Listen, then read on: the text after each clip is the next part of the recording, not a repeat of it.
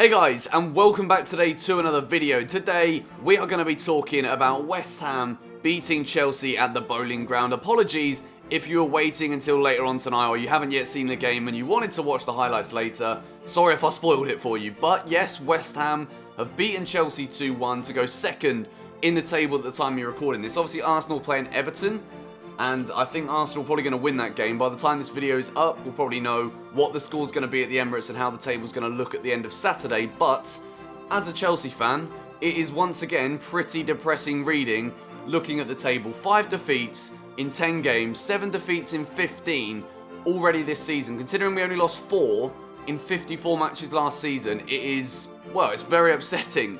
As a Chelsea fan who wants to see my team winning every week, because that's what I'm used to, it's very, very difficult to get used to this because it seems to be happening week in, week out. We get a victory against Villa last week. Good result, not the best performance. I was at the game, didn't think we played very well, but we won.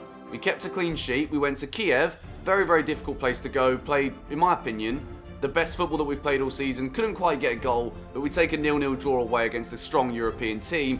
Go to West Ham, and again, everyone loses their heads. Matic gets sent off. Now, I don't know why he does this. I've seen him do this a few times where he's running back, he's chasing a player, and he just grabs their shirt. It's obviously a yellow card. Like, there's no denying you're going to get booked. But I think that the bigger picture is that Matic does not have the confidence in the two centre-backs, in Cahill and Terry, to be able to let them do their job of defending. Because obviously he feels the need to be able to take one for the team and getting himself a yellow card, and then again, before half-time, he gets a second yellow, no qualms about it, he deserved to be sent off, and it leaves us with a mountain to climb, because not only are we 1-0 down, we're down to 10 men. Obviously, Mourinho has either been sent off, or I've heard like a mixture of stories. I've heard that he tried to go into the referee's locker room at half-time. If that's true, and I'm sure by the time this video is up or when you're watching it, we'll have some clarity on that. On the other hand, if he didn't actually get sent off and he just decided to go and sit there, fair enough, because he probably would have been sent off anyway. But other than that, as a Chelsea fan, it is the same old story. We've come up against a very, very good Premier League side. We've not taken our chances when we've had them, and quite frankly, we hardly had any, because we just cannot seem to be able to create anything this season. Hazard, not sure what is going on in that guy's brain, but it does not seem to be functioning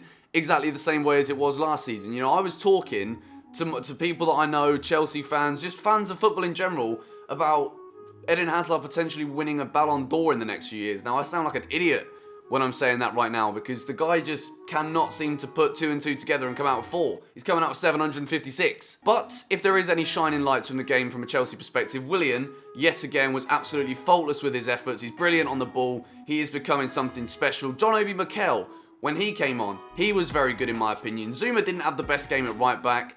Aspi, he's always there, he's always very, very good and solid. He didn't have the best game at left back, but I think we've got to give credit where credit is due to West Ham United. They are having an incredible season.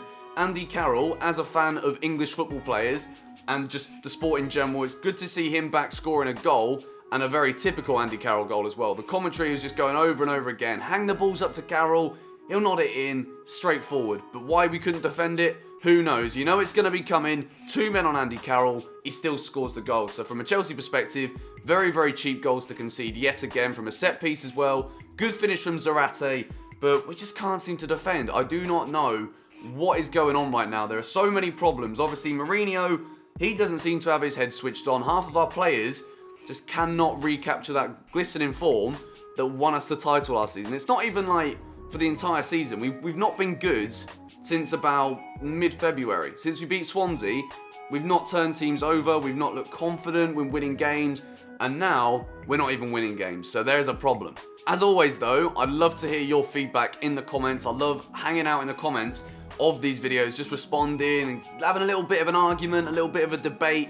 It's always got to be friendly though, because if you're just going to sit there swearing and getting aggressive, I'm just not going to reply to your comment. But we don't have time for those sort of football fans anyway. Other than that, Leicester City win again. Jamie Vardy, as an England fan, he scores again. It's absolutely brilliant. That is a fairy tale story from what looked like they were going to be back down in the Championship at Christmas last year. They turned it around under Nigel Pearson. Now the Tinkerman Ranieri's come in and they're absolutely smashing the scene. Leicester are looking really good. They're probably going to finish ahead of Chelsea in the Premier League, which is absolutely mind-blowing. Wins for Swansea at Aston Villa. Tim Sherwood looks as though he is going to be the next manager out of the managerial door if Mourinho doesn't get sacked before him. Great win for Watford away at Stoke, and Norwich, I think, were beaten at home to West Brom. I didn't really hear too much about that game.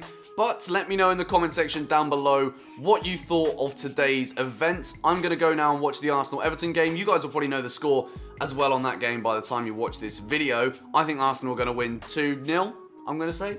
I think Arsenal are going to win 2-0 though. That's my prediction. It's definitely going to be wrong now I've said that. Drop a like on the video if you want to see me do these every week. Maybe like a preview and a review every weekend. If that's something you want to see, let me know and I can try and think of an awesome creative way to do that, as opposed to it just being simply me sat here vlogging, talking to the camera, and 9 times out of 10 complaining about Chelsea every single week. So yeah, that's been that. I've got an awful hangover, so I'm going to stop talking now. Hope you guys are having a great weekend. I've got 2 videos coming out for you tomorrow, so stay tuned for those. And yeah,